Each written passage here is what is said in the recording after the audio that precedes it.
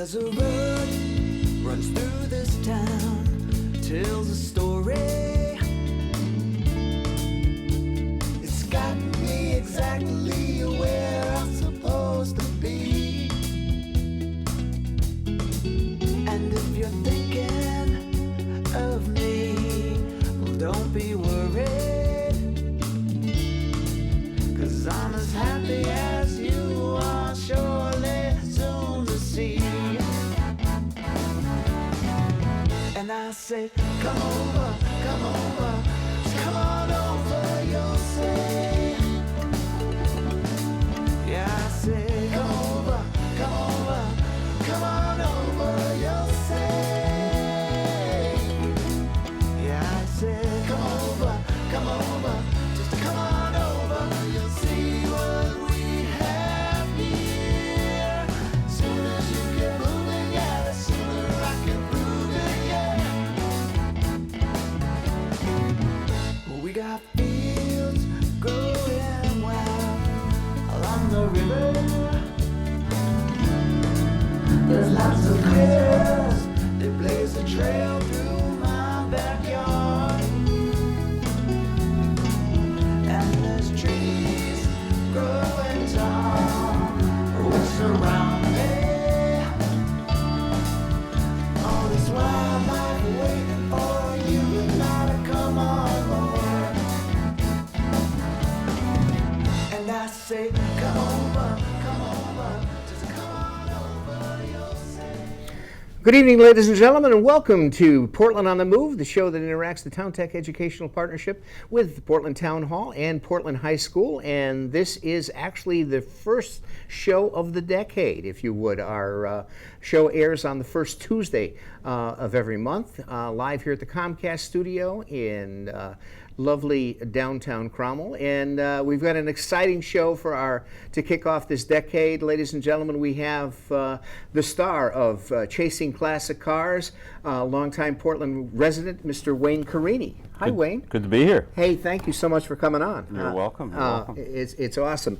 The last time I think we had you on the show was, I think, back when the studio was on Tuttle Road. It had to be about 12, maybe 12, 13 years ago, maybe. Yeah. I just started doing the show. Yeah, exactly. Yeah. And you've come a long way as far as that goes. So, I mean, how's everything going on Route 66 in Portland? Everything's going well. I mean, just busy. We have so many fans of the show stop in on a daily basis from all over the world. It's amazing. So we're happy to welcome them to our great town of Portland and enjoy all the things in town. You know, they enjoy the restaurants and and the town itself. Sure.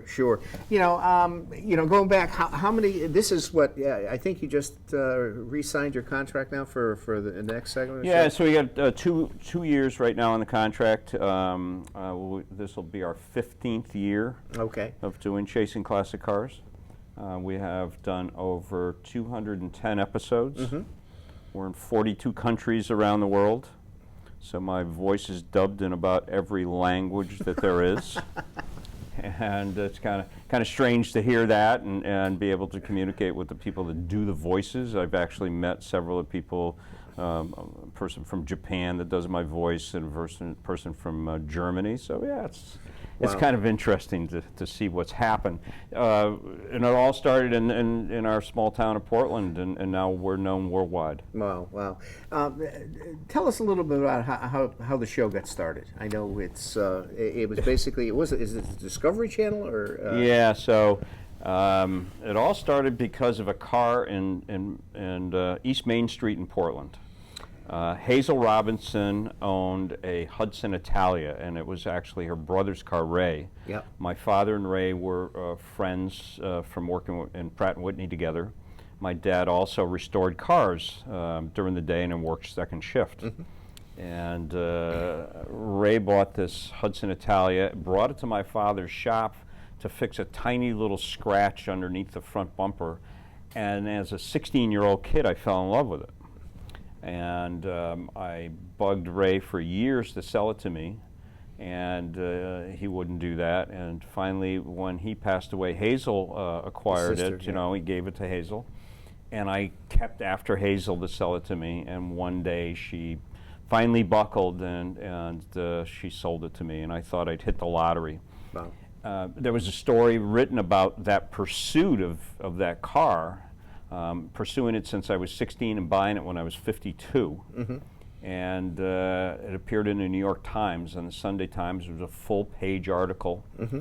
And Jim Ostrowski from Crashing Wave Productions down in Old Lyme read the article on Sunday, called me Monday morning and said he'd like to do a TV show about me. And I said, "Who are you?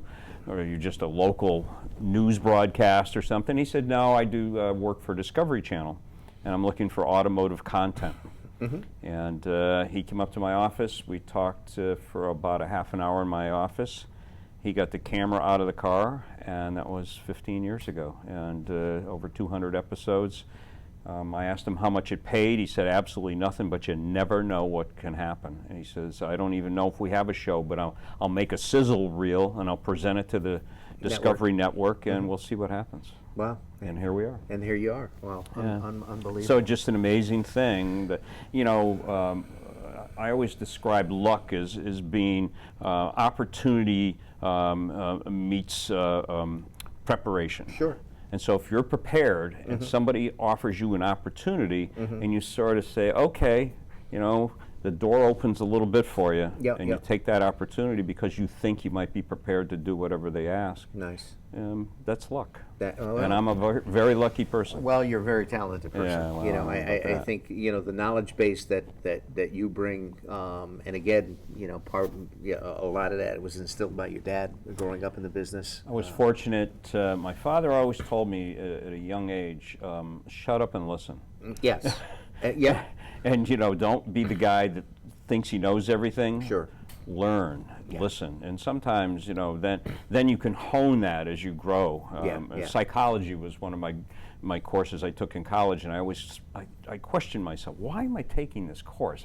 I don't really get it. And then suddenly it dawned on me one day, this is the best course I ever took in college. Sure. Sure. Because I can talk to people and I can read them and know who they are. You went to school for what? Art teacher, correct? Art teacher, art education. Okay, okay. Wow. So I started off as architecture and then ended up at art education. I fell out of that because I couldn't find the job that I really liked, and I went back to see work with my dad in 1973, and here I am. Yeah, I hear you. When you talk about Hazel Robinson and and he's I can remember, I've been working for the town now for 47 years. Okay, and it was I'm kind of the same thing. When I graduated college, my degree was in music. Okay, and my first job actually was at Loomis Chaffee up in Windsor, which is a prep school, which didn't pay squat. But all the way through high school, I had worked for for the water department and so forth, and came back, worked every summer, and I even came back and worked a couple nights in a week when they used to take out water meters and rebuild them and so forth. So I used to read water meters, okay, and when reading water meters on East Main Street, the Robinson's house is the only house on that street that doesn't have city water. Is that right? Yes, and I knocked on the door, and of course, Mr. Robinson, he just laughed. So what you need there, son? He's gleeful. I'd like to read the water meter. Oh, you would you? He says, I don't have one. Well, you got to have one. He says, no, I don't have one, and so forth. And come to find out, but then, getting to know, he took me back and showed me his car and so forth, and wow, what a treasure trove. Yeah. He had more than one. He had about four, didn't he? So he had Hudson Hornet, which I own today also. Okay. The Hudson Italia. Yep. He had a Mustang, and that I didn't buy, and then a small Fiat that I bought. Okay. And it was a very unusual Fiat. It's a Viotti-bodied Fiat. Okay. And it's one of only 10 that were made with that particular body on it. Very rare car. Okay. And it was on the show floor at the Paris Auto Show, and this gentleman bought it for his daughter to take to college in the United States, and that college was Wesleyan. And she didn't know what to do with the car. She was told not to leave it outside, so she found through a lot of communication within the community that there was this car collector over in Portland, and he had a garage, and maybe she could store it there, which she did. And when she went back after school, she left the car, and Mr. Robinson bought it from her. Really? So, and I have it today. So, Wow. yeah, pretty cool. And what year is that car? 56. A 56, okay. 56 Fiat VOT. It's got 3 headlights. And I always remember I went to buy the Italia, talked to Hazel, and I went in the back, and she says, "Do you like Fiats?" And she pulled these blankets, probably 4 or 5 blankets thick, and sheets off the car, and I couldn't believe what I was seeing. This is such an unusual car. Wow, wow. And I was in love. It's amazing. So Yeah. it's like I hit the lottery and then I hit the Powerball the same day. See, there you go. There you go. You know, like I say, opportunity is being in the right place at the right time, sure is, and then taking yeah. advantage of it. Yeah, that's for sure. Exactly. And So because of that car, I've got my TV show. So I got to thank Hazel, and I've got to thank the persistence of chasing that car for a long time, and that's why our show is called Chasing Classic Cars. Wow, wow. Because of that chase of that car. That's awesome. Now, I mean, we did our program, my Town Tech program, we did a couple PSAs for the Economic Development Commission, and one for the commercial that we featured you guys as far as that goes, and it's still up on YouTube today. Oh, but, great. You know, and so forth. But to just, you know, when you go out and you know, obviously a lot of people come to you, but obviously you go to a lot of the auctions. You go out to you know, the Las Vegas, now the big car. Now they have one of the big auctions at Mohegan now, correct? Yeah, so Barrett Jackson. Barrett Jackson, yeah, right. So I'll be going out to Scottsdale next week to the auctions out there. There's like 7 auctions in Scottsdale at the same time out there, and there's a lot of business that gets done. I represent a lot of companies, and so I have to go to dinners and meet people and do that kind of stuff and do panel discussions. But the auctions are very, very cool. And then Barrett Jackson, which is the biggest auction out there, comes to the Mohegan Sun every June. Now, when you go out to these auctions, do you go out looking for cars for yourself, or looking for cars for clients, or? Well, on this particular trip, I'm going to be selling one of my personal cars. Okay. And so Barrett Jackson, we're going to be selling it on Saturday night, prime time. So I hope it does well. But and then sometimes I have a list of 5 cars that I've made appointments to go look at other auctions for clients of mine that can't make it. Okay. You know, or they know that I'm going to be there. Hey, check this car out, and if it's everything it's supposed to be. And these are really close clients that we've done a lot of business with in the past.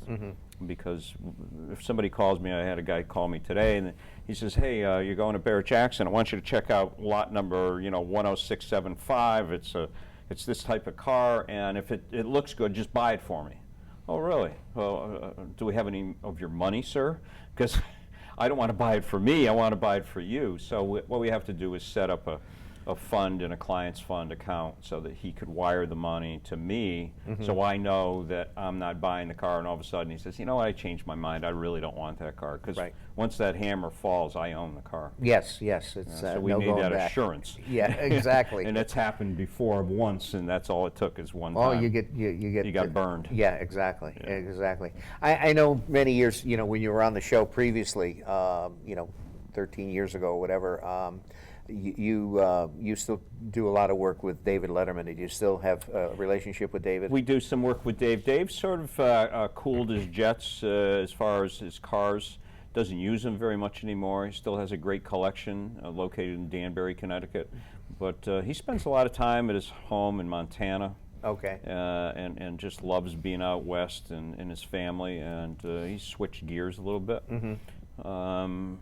The last car we did for Dave was about 4 years ago. Okay. And so, yeah, Dave's sort of, and people go through phases like that, with anything, horses, cars, whatever it may be. Right, right. They go through phases in Because life. didn't Dave buy an old UPS warehouse down in? The FedEx building, FedEx, FedEx building okay. at the Danbury Airport, yeah. Okay. Yeah, so he's got his cars stored in there. And I think, I think the last time, you said there were somewhere north of 50 cars in there? It's quite a few, yeah. Probably closer to 30, 35 cars, and they're all on battery tenders. And so he just wants to be able to go in and hit the key and take off. And if he's in the area, he's been known to, on a Sunday morning at 5:30 in the morning, get in one of his cars, go to a coffee shop that he usually goes to in New York, just over the border from Danbury, have coffee and read the newspaper, and get in the car and just drive home. And he's back in the garage by 7:30. So. Okay. Now he also last time I think he also had some cars out on the West Coast, didn't he? Or? He had a few, but we brought them all to the East Coast. Oh, yeah, okay. yeah, all the cars are on the East Coast now. You know, Jay Leno's got all his cars on the West Coast, except for a few now. He's just bought a home in Newport, Rhode Island. Okay. So Jay is out on the west, from the West Coast over here a little bit more than he had been in the past. But it's nice to have him close by, and he's a great and funny guy. Oh yeah, well it's funny. I mean, my wife grew up in Lawrence, Mass. But anyway, Jay grew up in Andover. Yep. Okay, and they used to go in, and my wife can remember going into Jay used to work at McDonald's, right down from Phillips Academy, and Yeah, he worked. he had several jobs. He worked at Foreign Cars West. Yeah. in Boston. And he was a car wash guy, and that's how he's got his real love for cars, was working at that dealership. And so then he moved out west and actually lived in his station wagon before he could get a decent job, just doing stand-up comedy. And Yep. But he's a very, very good friend of mine, and I'm really proud to be able to say that. And he's just a regular guy. I talked to him this afternoon.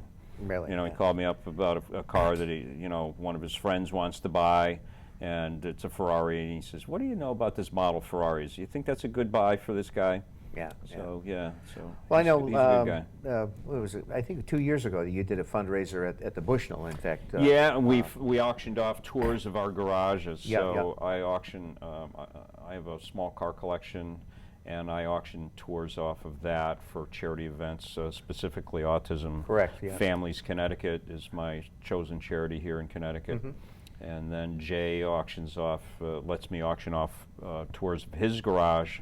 And so that includes the airfare. no, it getting- doesn't include the No, it airfare. doesn't. Oh, okay. and there's no promise that he'll be there either, because he works a lot. He's Yeah. on the road a lot. I mean, he does stand up probably on an average week. He'll do stand up 4 nights a week. Is that right? Yeah. Wow. He flies all over the country doing stand up, and then he tries to land in one spot on Sunday, recoup on Monday, but Wow. he's a workaholic. Yeah. Well, he's And he's been in Portland lots of times. Yeah. He comes to Portland all the time. Yeah, I can remember seeing him. Driving down the 60. Yeah. That looks like Jay Leno. Yeah, he stops in. He still has family in Massachusetts, so Yes, when yes. that's the big reason he bought the house in Newport. Rhode Island, so that the family can come visit him there rather than fly all the way out to the West Coast. His taste in cars is quite eclectic. I mean, it's not only cars; it's motorcycles, Everything. steam Steam engines. fire trucks, police cars. If you want to talk to Jay, get him going, just start talking steam engines, and Is that right? That does it. Yeah, Wow. That's the key. Wow. I always tell people when they go to visit him, I said, now, just get him talking about the steam engines, and he won't stop talking. Wow. It's fun. Fantastic. Yeah. So anyway, He always says, though, to me, he says, you're the biggest pain in my neck. And I said, why is that, Jay? He says, everybody wants to know if I know you. okay, all right. Well, It's very true. Well, Once you're a car guy, they always say, you know that guy on TV, Wayne Carini? Yeah, a little bit. He's my friend. Yeah, that's great.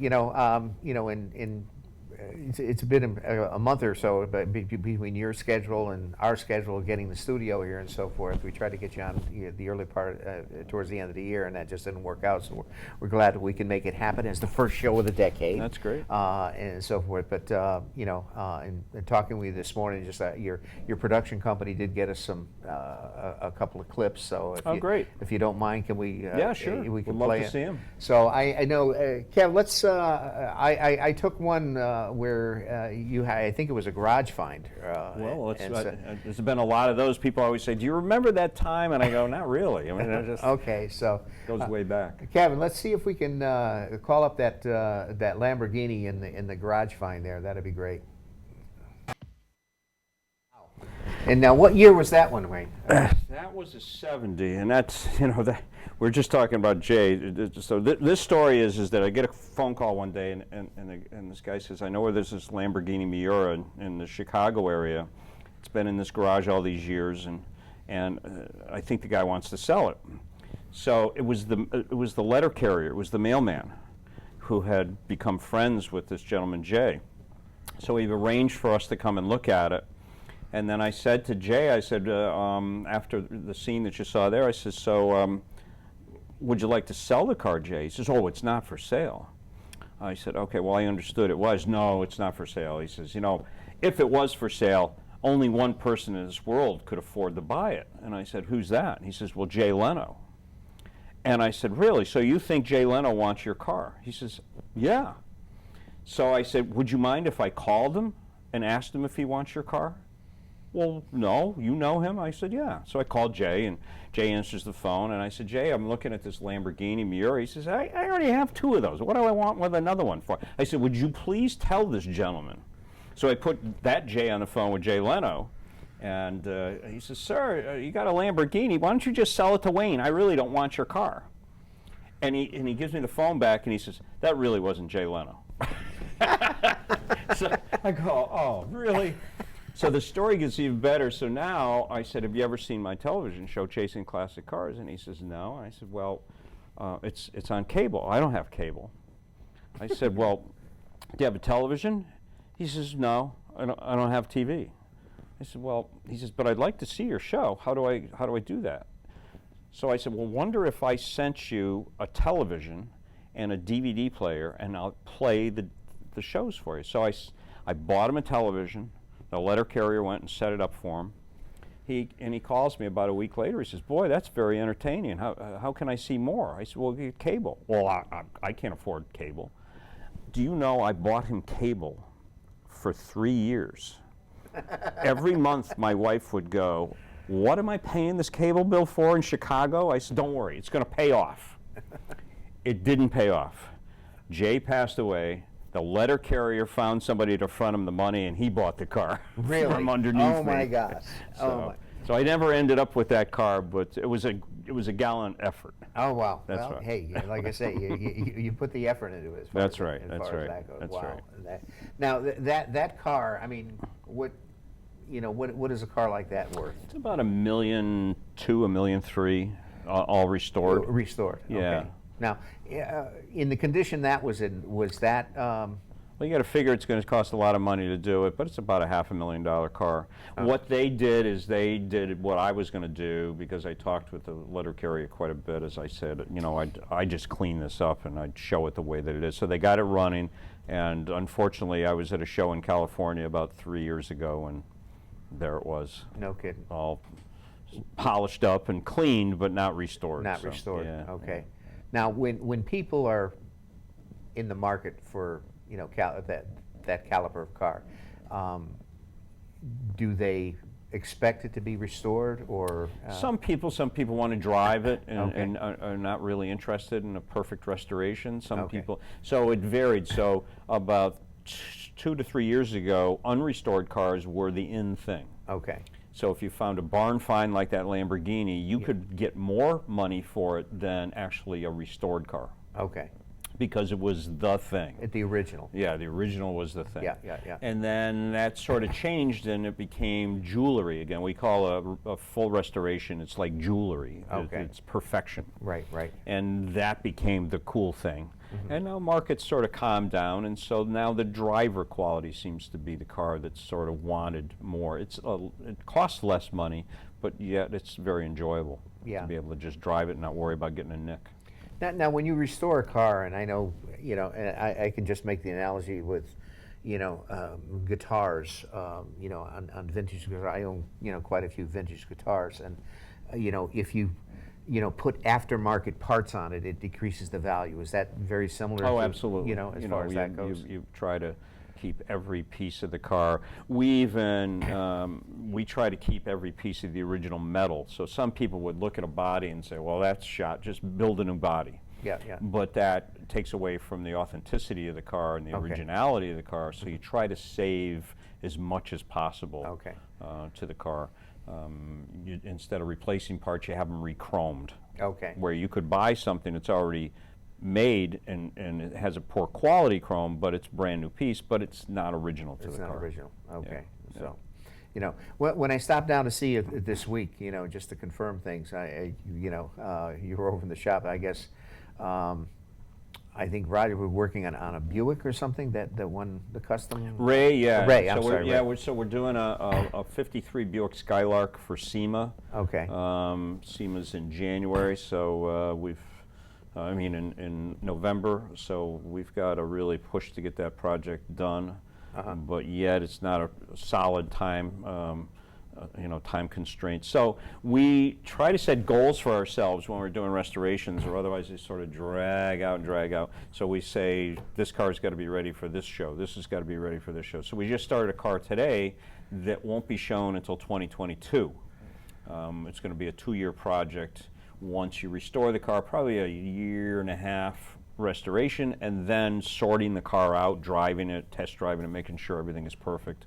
And then it'll go to Italy, over to Lake Como, to a show called Villa d'Este. Oh, okay. And that's the particular show that car really should be shown on. It was a show car when it was built by Brooks Stevens. Okay. Brooks was an industrial designer, and he designed and built cars, as well as he designed trains, refrigerators. He designed the Wienermobile, the Oscar Mayer mobile. Brooks Stevens was a wonderful designer. Okay. You found a lot of that. Now, the question is, do you have a DeLorean in your collection? No, I don't. No, I don't have a DeLorean. I really don't think that probably there'll be one. It's not a car that sparks my interest. No, huh? No. I've got, we worked on a lot of them over the years, but and they're kind of cool, but no, DeLorean's probably not something for me. Were stainless steel? Stainless steel. Okay, all Yeah, right. made in Ireland. I remember. Now, you mentioned the European show. Are those shows basically geared more towards European cars, or do American cars go over there? American. So this is this car is based on a '55 Cadillac. Okay. That was the chassis they started with. Brooks Stevens penned the car, drew it, and then it went over to Germany, where the body was built by Spawn coach builders.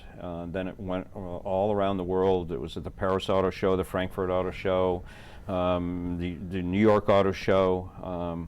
And so after it goes to Villa d'Este, it'll reappear at the New York Auto Show, where every year they try to have 2 or 3 cars that previously had been debuted or shown at the New York Auto Show, but vintage cars. Sure. So Wow. yeah. So, hey, Kevin, why don't you we'll cue up some of the clips that Wayne's production company got us. I think they're just I think they're 5 short clips. That's and fine, we can yeah. talk about those. So, see if we can do that. It's big. It's like a hot rod on steroids. I'm bringing my Lincoln to a smackdown in Amelia Island, Right here. Every time you open the hood, you got 7 guys. where I get caught up in a battle of the Bugattis. Mustang is not a Bugatti. That's a philosophical question.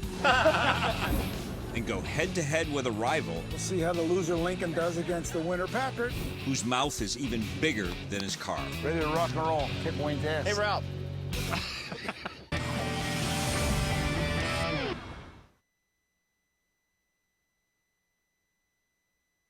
Where's this bike? Whoa. I find a 110-year-old bike. Amazing. Everything is there. Just blew my mind. Let's go put it in the van. Before paying a surprise visit. Whoa. My dream building. I should have never got in this thing. You can't have this one. No. I don't want I don't want that one. At home, it's time to make some money. Boy, that's a great sound. Then, it's off to the strip. Thank you very much. It's just the way I remember it from, being a little kid sitting on it. Motorcycle guy.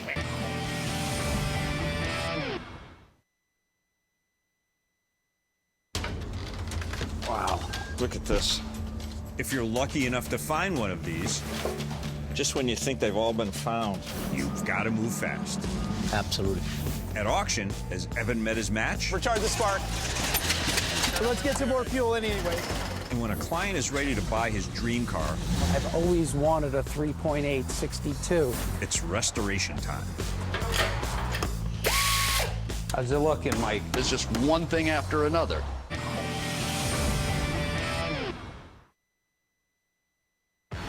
You know what I like about it? Well, everything. Restorations this good don't come around often. So auctioning off this pristine AC Bristol and Series 1 Jag should be easy. It looks really nice, but it would be better if you could drive it. No! It's not over till the gavel falls. So, And a car with an unusual patina Is it mold? I need a hazmat suit. leaves me breathless. Fantastic. It's you.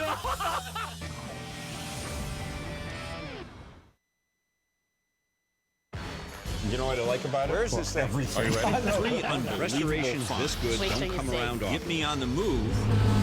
So into the driver's seat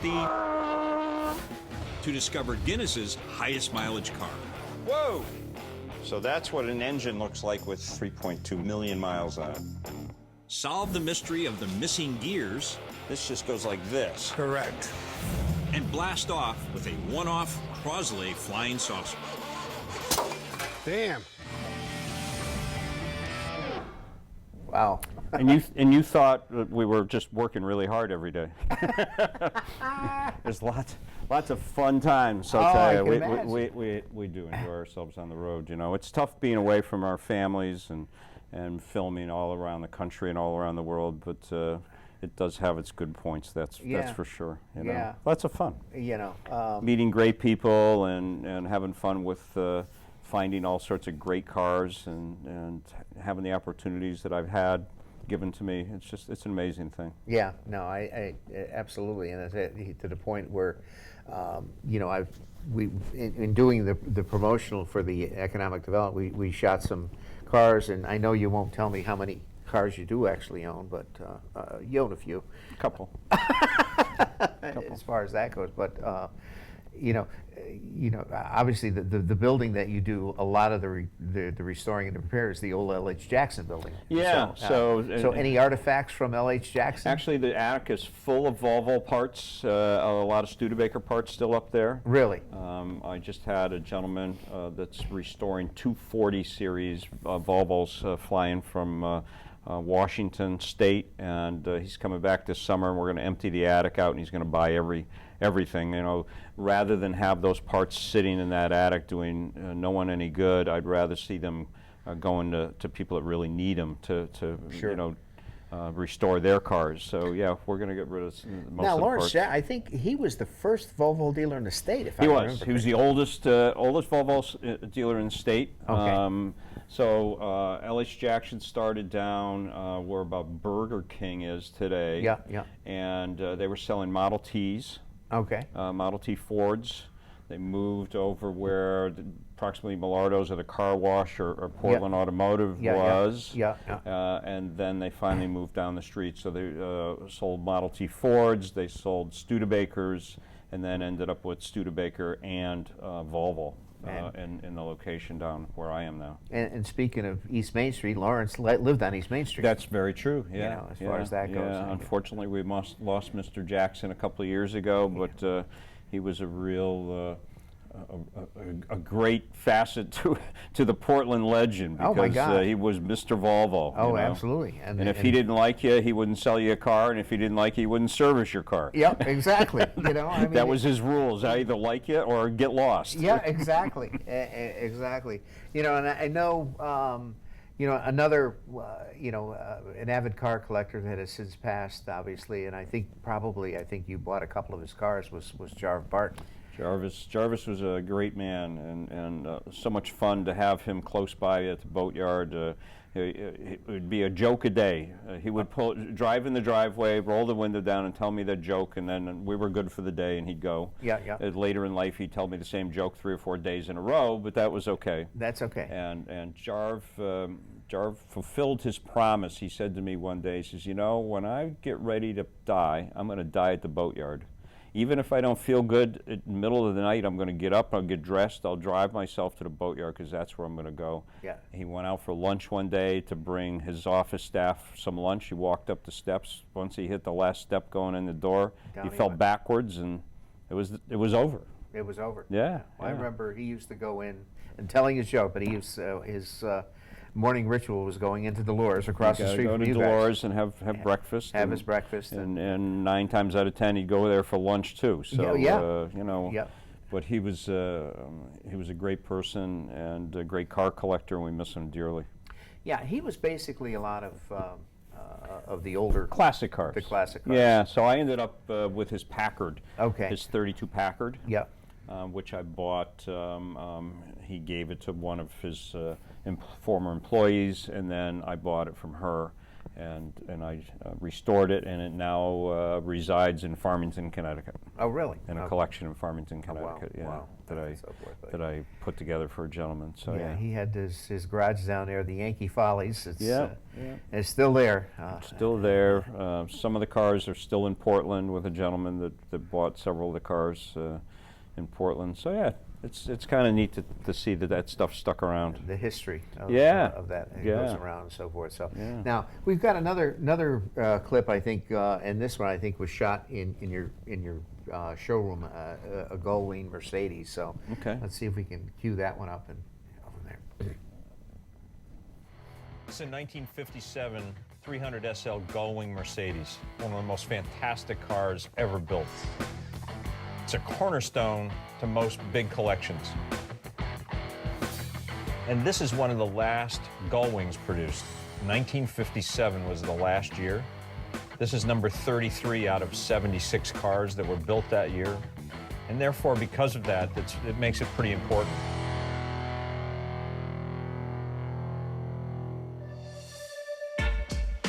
The restoration was done in 2006 by Andrew Bach, and Andrew totally stripped the car to bare metal, did a complete restoration on the car, and then during the restoration process, he added certain things like the fitted luggage to the back that wasn't with the car originally.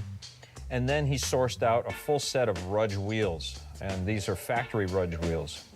Even though they didn't come with the car, they still make a huge difference in the looks of the car as well as the value.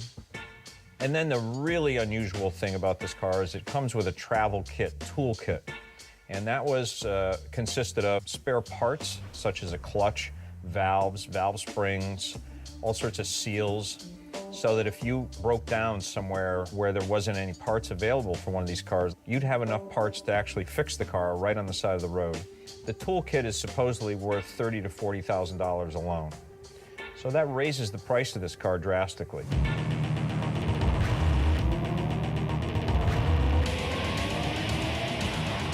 Gullwing was so far ahead of its time in the way that it was built with its suspension and the huge engine in front. It was built to be a race car, very successful at Le Mans, the Mille Mille. John Fitch drove one of these to many victories. Mercedes had designed and developed such a fantastic racing car that it beat everybody.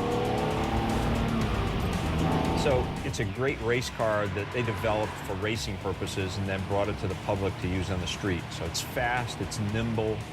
So when somebody puts a Gullwing in their collection, they're buying a piece of automotive history, race history, as well as beauty. And it's the cornerstone of any great collection. Everyone should have a Gullwing.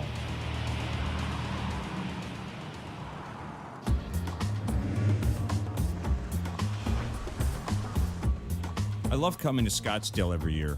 It's such a great break from the Connecticut winters. But I'm here to work. I'm here to get a job done. Well, it's time to see where they placed the Gullwing. Go take a look at it. I was representing this car for a client back in Connecticut. I had a previous client of mine fly up and take a look at the car, and he bought it. There it is.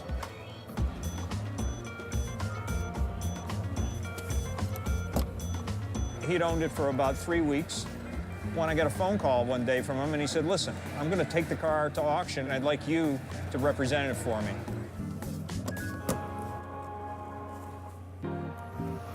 And I think the car presents better with the doors open, so I think we're going to leave those open. Some clients keep cars for 30, 40 years. Some clients keep cars for 2 to 3 weeks. You just never know. Gullwing is one of the most iconic sports cars of any era. We actually have 2 Gullwings in the sale. One an alloy-bodied Gullwing, which I'll show you in a bit, and then this car. What makes this Gullwing so special is the restoration on it is absolutely spectacular. One of the finest I've ever seen. The color combination, it has Rudge wheels, which they use just on the race cars. It could be special ordered for some of the road cars. The car also is fitted with the optional luggage for touring if you go on a weekend away. Fun thing about a Gullwing is the tilt steering wheel helps you get in and out of the car easily, or more easily, and just locks in like that. This car is fitted with a radio. It's loaded with all sorts of extras. Our estimate on the car is $850,000 to $1 million. Bring on lot 46. It's the 57 Mercedes-Benz 300 SL Gullwing. Please note that the belly pans and original toolkit and manuals accompany the sale of this vehicle. It comes with a special touring toolkit, a very rare and desirable option. No phone bidders. Restoration color combination. Lot 46, the gorgeous 300 SL Gullwing. Where would you like to start me, ladies and gentlemen? 500,000? Thank you. 500,000 I made and 50 I'll take. Straight in at 500,000. 50. 550 in front of me, also 600 would you like?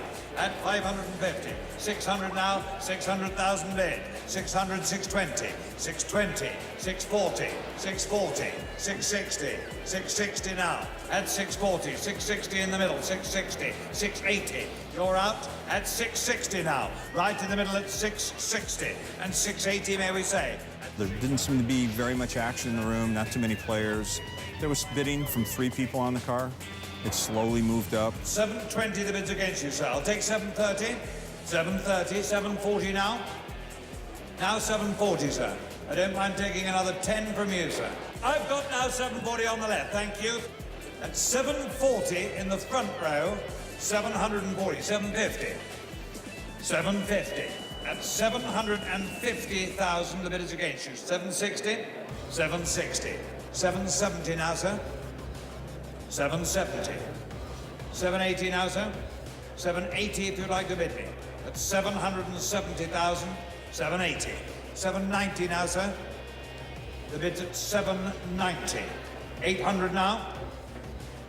No. For the first time, ladies and gentlemen, I'm selling the car at 790,000.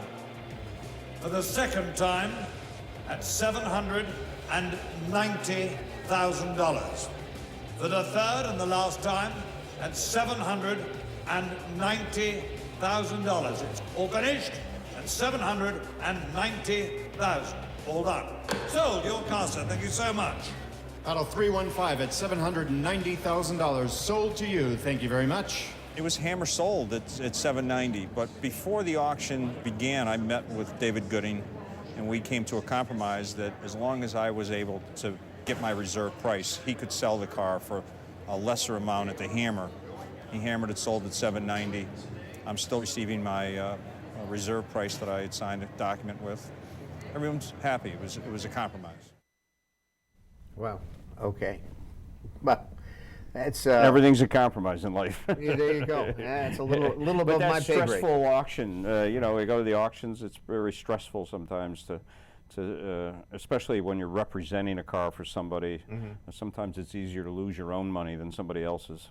But right. We came to a compromise with that particular car. I'd forgotten about that. In a previous clip, though, that we saw, we saw taking a car cover off another Gullwing. I received a call one day from a gentleman in Hartford that says that his aunt had just, his uncle had passed away, and the aunt wanted to sell the Gullwing in their collection. And I went to a garage up in Longmeadow, Massachusetts, and there was this Gullwing in this garage that was falling down, basically. I mean, it was just in a little Craftsman lock that if you hit it with a rock, you could have broken the lock off the hasp and taken the car away. No one was living in the house. The house was vacant and boarded up. Wow. And there was this Gullwing. Wow. And we bought it, and I read the mileage, and it said 17,000 miles on it. And I said to her, I said, that's got to be 117,000. She goes, no, I think that's the original miles. My husband bought that car new. So I said, okay, well, you know, how can you tell? Right, We got the car out of the garage and a flatbed, brought it down to Portland, and we were cleaning the inside out, and I took the seat cushion out, and there was a log book underneath the seat. And with the last log of the last time he bought gasoline, and it was 16,980 miles on it. Wow. It really was a 17,000 mile car. Wow. And that's very unheard of to find one of those like that. So crazy. Yeah, so it's those are the exciting things, you know. Yeah. You find stuff right under your own nose. You never know it's there. Wow, wow, awesome. Yeah. You know, I think a lot of times you get into a situation and you don't know what you're going to find. No. And you know, it's like say okay, and it just presents itself. It's like at the shop. You know, we enjoy what we do. Most of our employees have been with us for a long time.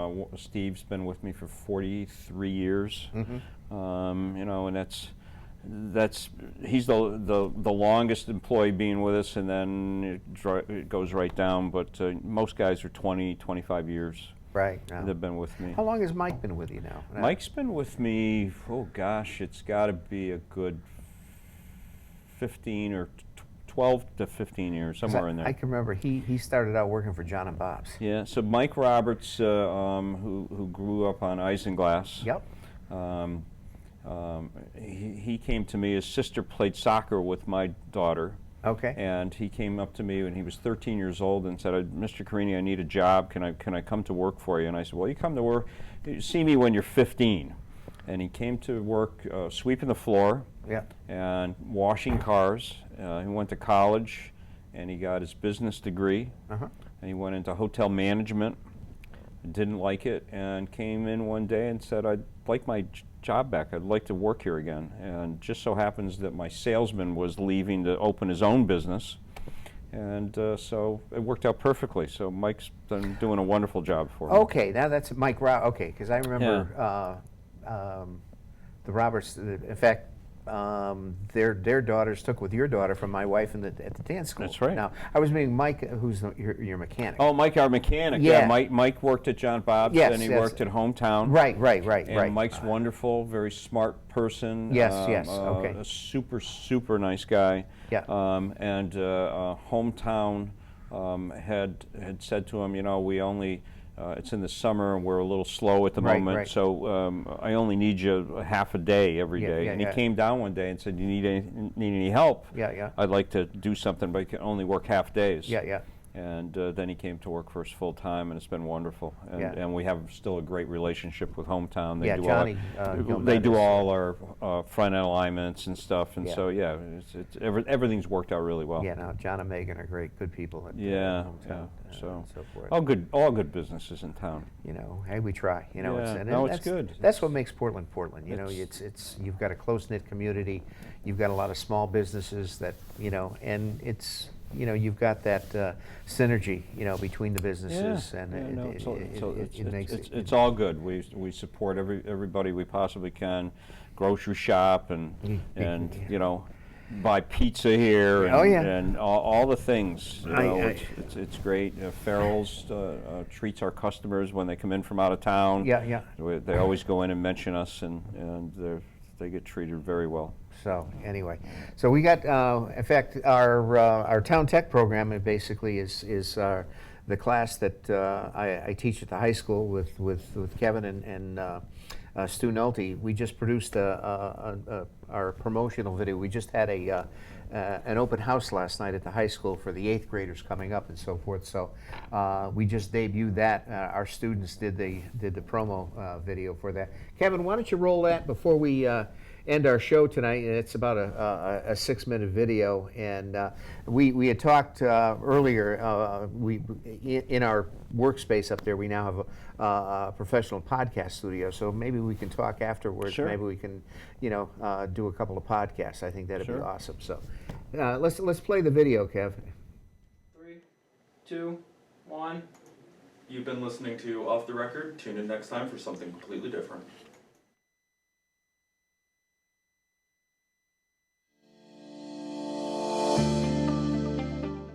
I'm Dave Kosminski. I am the technology coordinator for the town of Portland, and I am the co-founder of the Town Tech Educational Partnership Program.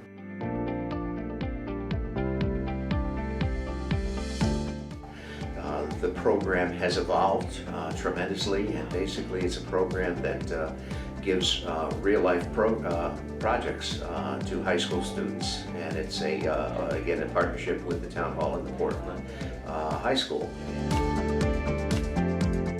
In web development, we design and maintain different websites. Like, for example, we update the school website, we update the town fair website. On like a typical day doing web design, what I might do is check and see if there are any assignments. Like, for example, if I need to post a school newsletter, I'll go onto the school website and update that. And it's really fun because I get the opportunity to put something in the public domain so that when people go home and want to check the school website or something like that, I was the one who put it there, and to me, that is very exciting.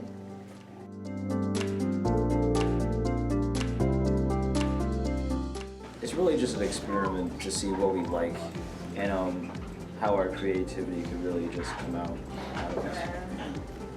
I liked learning about coding and learning how to code websites and stuff because I wouldn't have learned how to do that otherwise, so that was nice to learn. Since we all did the podcast, I kind of like that element of it where we were all able to just go and kind of talk about whatever we want, and not really. It doesn't really feel like work when you just get to do what you want with it.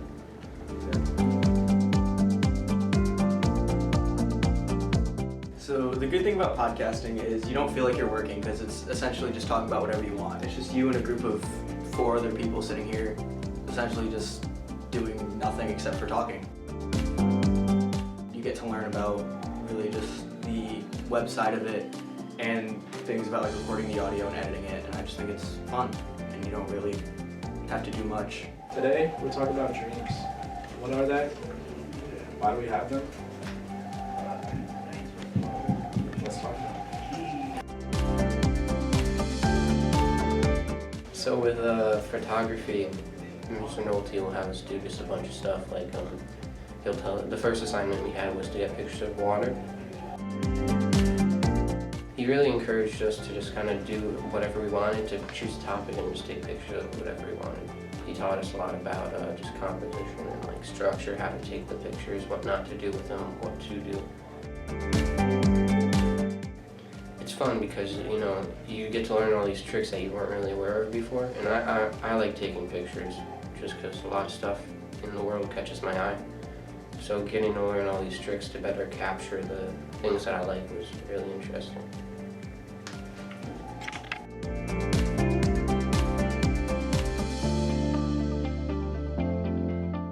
I didn't choose to take Town Tech, but now that I have taken it, I've seen that I can have a lot of new experiences with photography and podcasting that I wouldn't have in another regular class. I think we get a lot of students that sign up for Town Tech because it's a real process where students are used to teachers that stand in front of the class and do their teaching, where in Town Tech it's more of a conversation. If you're bored by what you usually do in school, like if a classroom setting is just the worst place in the world for you, I think that Town Tech it's an amazing class because it's not like any other class that you can take here. Students are learning what's going on in the town that day, what needs to be repaired, what needs to be improved, what needs to be updated. So the whole idea or the whole premise behind Town Tech is to provide you guys, the students, with the opportunity to try real life projects, to try video editing, to try website production, to try photo editing. We've since added podcasting, and we've since added GIS and GPS work. It's real world experience, and it's a totally different format where you work at your pace. If you want to do a ton of work one day, you can, but the next day if you just need to take a break, you can do that too. So Town Tech is amazing because it allows you to pick exactly what you want to do with the class. So you get out as much as you put in. Even if you're not interested in photography, podcasting, or web design, I still encourage you to join because you may find something you like. There's an ever-evolving coursework that just continues to change with the times. So what is relevant? What is something that would actually benefit you guys to know? And what might actually be fun? We don't want the idea of work or working on things to always necessarily be, it's an assignment, it's something you have to do. It should be something you want to do.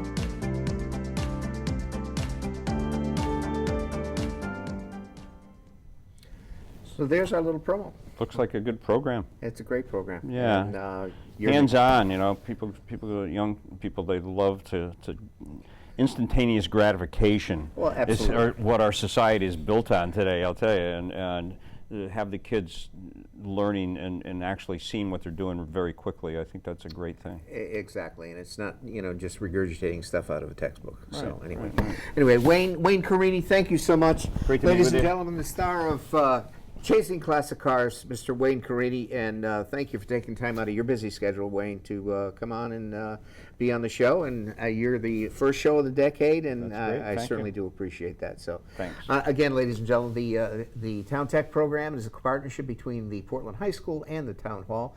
Our Portland on the Move show airs the first Tuesday of every month live here at the Comcast studio at 199 Shunpike. If you'd like to be a part of the show or have an interesting topic, please contact me.